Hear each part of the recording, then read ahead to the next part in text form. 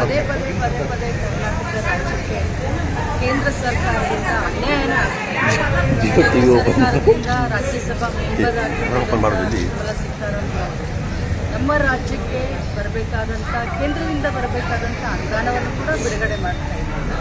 ಜೊತೆಯಲ್ಲಿ ಏನು ನೆನಪಿಗೆ ಬಂದಂಥ ಯೋಜನೆಗಳು ನೀರಾವರಿ ಯೋಜನೆಗಳನ್ನು ರಾಷ್ಟ್ರೀಯ ಯೋಜನೆಗಳಾಗಿ ಘೋಷಣೆ ಮಾಡಿದ್ದು ಹೋದ ವರ್ಷದಲ್ಲಿ ಹೋದ ಬಜೆಟ್ ಮಾಡಿದ್ದು ಕೂಡ ಇನ್ನೂ ಕೈಗೆತ್ತಿಕೊಂಡಿಲ್ಲ.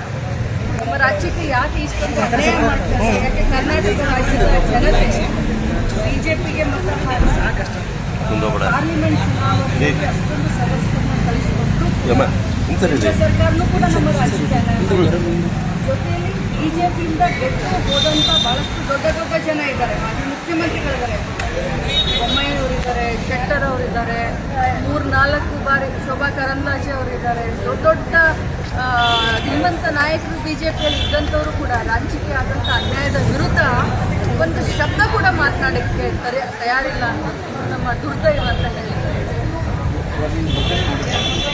ಇವತ್ತು ಬಜೆಟ್ನ ನೋಡಿಕೊಂಡೇ ಬಂದೆ, ಅಸಮಾಧಾನಕರ.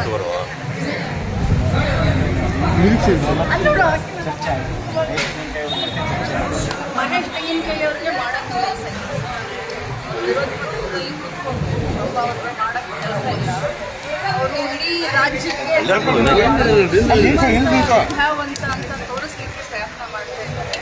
ಒಂಥರ ಬಲೂನ್ ಇದ್ದಂಗೆ ಅವರು, ಯಾವಾಗ ಹವಾ ಹೋಗುತ್ತೆ ಗೊತ್ತಿಲ್ಲ. ಮಹೇಶ್ ತೆಂಗಿನಕಾಯಿ ಅವರ ಒಂಥರ ಬಲೂನ್ ಇದ್ದಂಗೆ, ಅವ್ರಿಗೆ ಮಾಡೋಕ್ಕೆ ಈಗ 2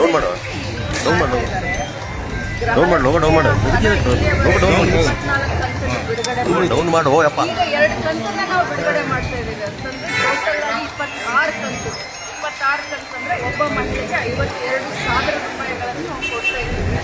ಆದರೆ ಅವ್ರಿಗೆ ಕೆಲಸ ಇಲ್ಲ ಅಂತ ಹೇಳುತ್ತೆ.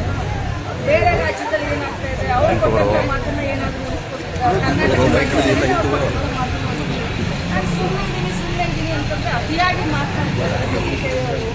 ಅವ್ರಿಗೆ ಯಾವ ಭಾಷೆಯಲ್ಲಿ ಉತ್ತರ ಕೊಟ್ಟರೆ ಅವ್ರಿಗೆ ಅರ್ಥ ಆಗುತ್ತೋ ಆ ಭಾಷೆಯಲ್ಲಿ ಉತ್ತರವನ್ನು ಕೊಡ್ತೀನಿ. ಕೇವಲ 5,000 ಕೋಟಿ ಅಲ್ಲ ಮೇಡಮ್, 15,000 ಕೋಟಿ ಕೊಡಬೇಕು, 6 ತಿಂಗಳು ದುಡ್ಡು ಅಂತ ಹೇಳ್ತಾರೆ. ಅದು ಲೆಕ್ಕಪತ್ರ ಹೇಳಲಿಕ್ಕೆ ಅವರೇನು ಆರ್ಥಿಕ ತಜ್ಞರಲ್ಲ. ಸರ್ಕಾರದಿಂದ ಏನು ಭರವಸೆಯನ್ನು ನಾವು ಕೊಟ್ಟಿದ್ವಿ ಅದನ್ನು ಮನೆಯೊಳಗೆ ತಲುಪಿಸುವಂಥ ಅವರ ಕೆಲಸ ಕಾರ್ಯ ಏನಿದೆಯೋ ಅದನ್ನು ಅಚ್ಚುಕಟ್ಟಾಗಿ ಮೊದಲು ಮಾಡಿ ನನ್ನ ಮನೆಯನ್ನು ಸುಧಾರಿಸಿಕೊಳ್ಳಿ. ಬಿಜೆಪಿ ಸರ್ಕಾರ ಇದ್ದಂಥ ಸಂದರ್ಭದಲ್ಲಿ ಬಿಜೆಪಿಯವರಿಂದ ಈ ರಾಜ್ಯಕ್ಕೆ ಏನು ಬಹಳಷ್ಟು ಗಂಡಾಂತರ ಇತ್ತು, ಏನು ಬಹಳ ದೊಡ್ಡ ಕೆಲಸವನ್ನು ಮಾಡಬೇಕಾಗಿತ್ತು, ಏನು ಮಾಡಿಸಲ್ಲ, ಗಮನಿರಸೆ ಮಾಡಿದ್ರು. ಈಗ ನಾವು ಮನೆ ಮನೆಗೆ ದುಡ್ಡನ್ನು ತಲುಪಿಸ್ತಾ ಇದ್ದೀವಿ ಅಂತ ಹೊಟ್ಟೆ ಕಿಚ್ಚು ಇಟ್ಟು ನಿಮ್ಮ ಪ್ರಕಾರ ಎಷ್ಟು ತಿಂಗಳು ಬೇಕಾಗಿದೆ? 5 ತಿಂಗಳ ಬ್ಯಾಲೆನ್ಸ್ ಇದೆ. ಮಾರ್ಚ್ ಫೈನಾನ್ಸ್ ಡಿಪಾರ್ಟ್ಮೆಂಟ್ ಮಾನ್ಯ ಮುಖ್ಯಮಂತ್ರಿಗಳು ನನ್ನ ಪ್ರಕಾರ ನನ್ನ ಕಡೆಯಿಂದ 2 ತಿಂಗಳು ಅದೇ ಸಮಯಕ್ಕೆ ಚರ್ಚೆ ಆಗ್ತಾ ಇದೆ. 2 ತಿಂಗಳು ಯಾವಾಗ ಹಳೆ ಬ್ಯಾಲೆನ್ಸ್ ಇದ್ರೆ ಯಾವಾಗ ಆಗ್ತದೆ ಅಂತ ಜನರಿಗೆ ಒಂದು ಭರವಸೆ. ಬ್ಯಾಲೆನ್ಸ್ ಏನಿದೆ ಅದನ್ನ ಈಗ ಹಾಕಿನೇ ನಾನು ನಿನ್ನೆ ನಾನು ಪದೇ ಪದೇ ಬಹಳಷ್ಟು ನಾಯಕರು ಬಂದಿದ್ದಾರೆ. ಅವರ ವಿರೋಧಿಗಳನ್ನು ಮಟ್ಟ ಹಾಕಿದ್ದಾರೆ. ಯಾವ ರೀತಿ ITಯನ್ನು EDಯನ್ನು ಬಳಸ್ಕೊಳ್ತಾರೆ, ಬಳಸ್ಕೊಳ್ತಾರೆ.